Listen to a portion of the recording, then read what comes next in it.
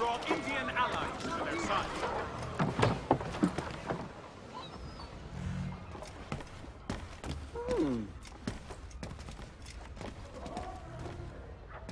Hello again. More almanac pages? Not quite. It's a treatise, actually. Oh? Concerning what? The benefits of taking an older woman as a lover. Really? This I'd like to hear.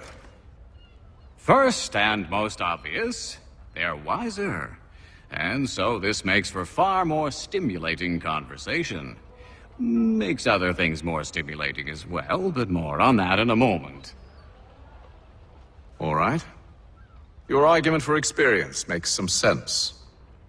Second, when beauty fades, women must improve their utility, lest they be discarded and forgotten. Rare is an old woman who is not also kind, compassionate, and good. That's something of a generalization. But also true. Now, on to the third. Older women cannot conceive, which means one less thing over which to fret. In fact, you also decrease the chance of acquiring something like the French pox, its presence clearly visible, or the woman dead. And should one desire a child? Then make a young woman your wife. Let the older one be a mistress. And that brings me to my fourth point. With age comes prudence. An older woman is less likely to reveal your indiscretions. Yes. I suppose you know quite a bit about that. And proud of it, thank you.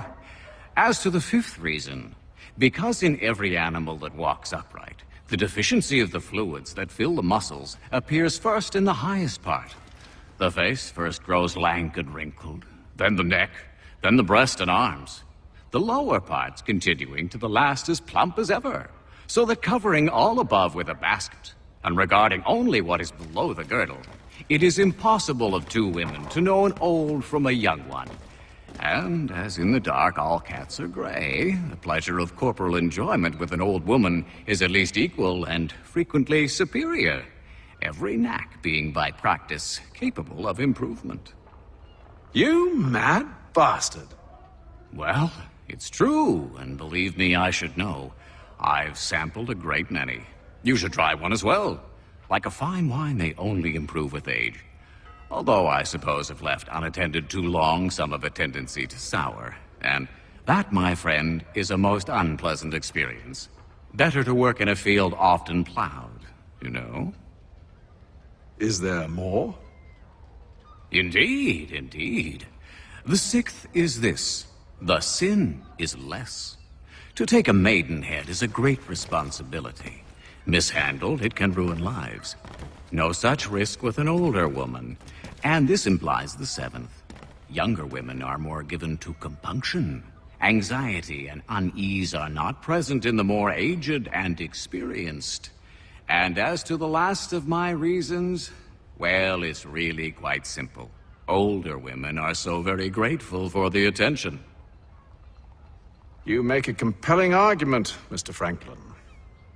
I might just have to run a few tests myself. I highly recommend it.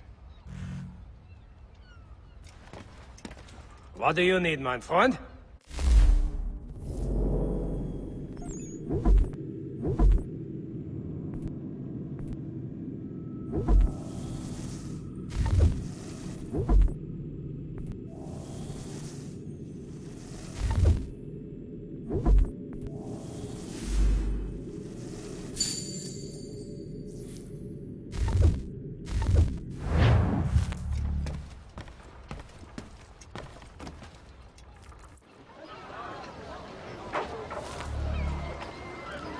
Hostilities increase in the frontier, as both French and British... You have my everlasting draw gratitude, Indian sir. allies to their side.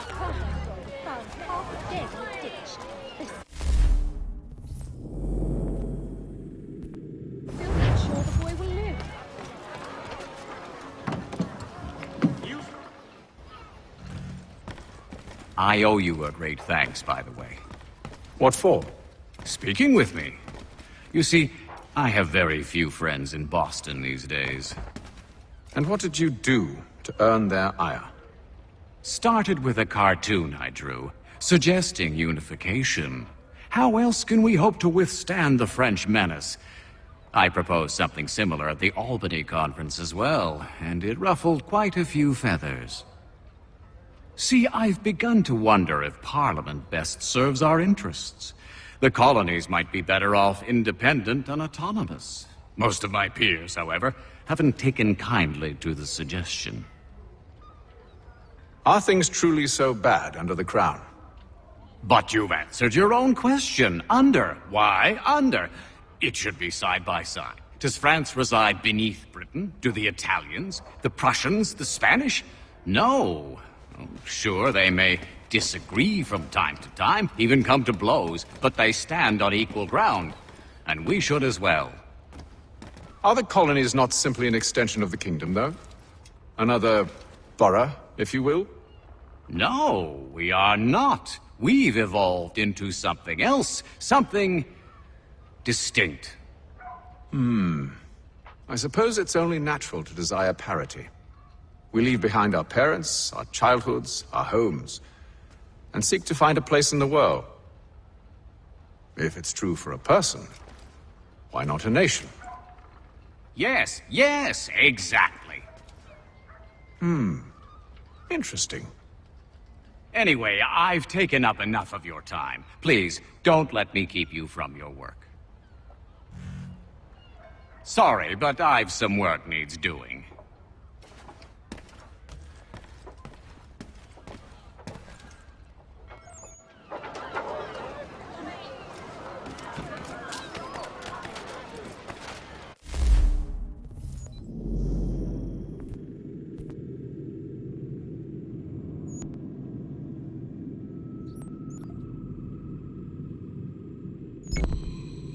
For the widest assortment of dry goods, feed, and other staples, call upon the good folk of Long. If you're not entirely satisfied, I'll return half the purchase price. You have my everlasting gratitude, sir.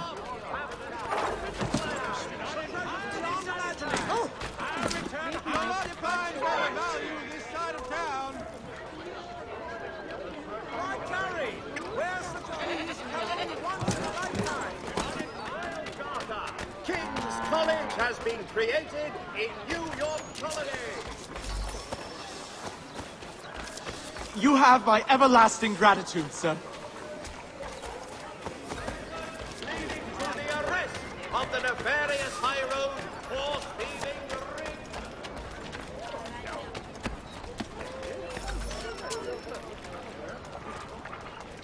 ring. You have my everlasting gratitude, sir.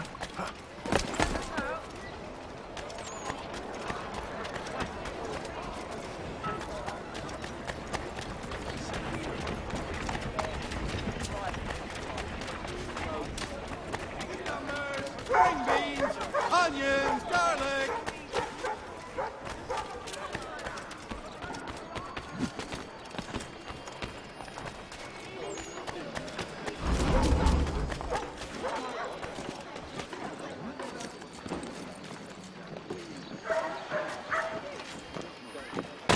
Ship him to Bedlam.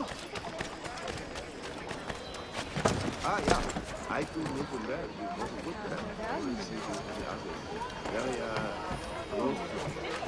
As you such unseemly haste.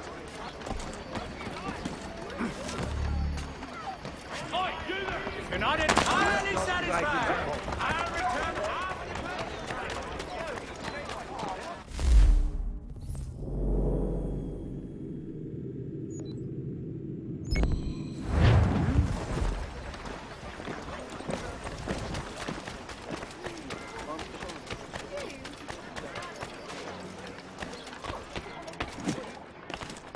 Fresh Jack in today's one-penny Boston Country Journal.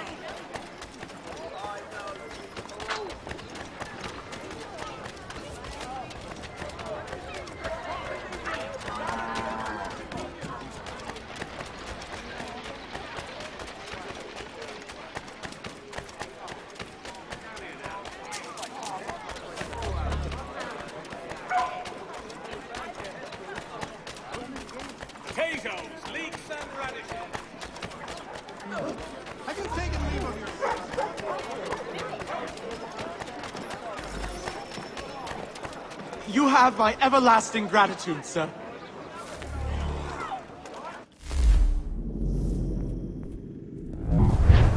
Gentlemen to the cars, amateurs and the curious public.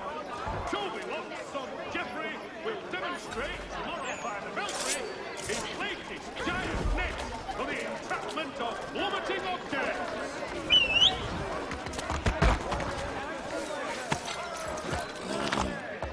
Here!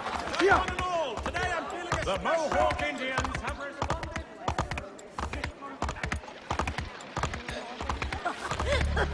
Need some help over here.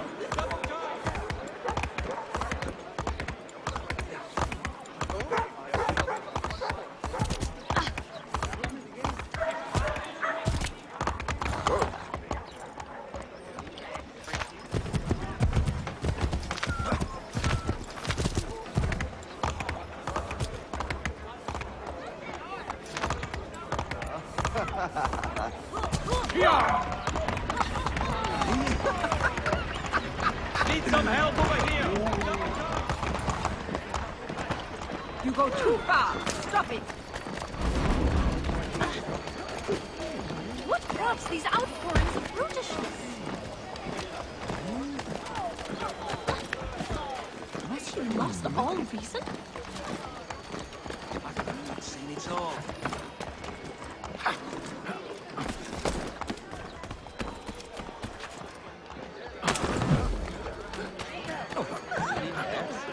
I should ship him to Bedlam. Get back on the ground. Get down, I tell you.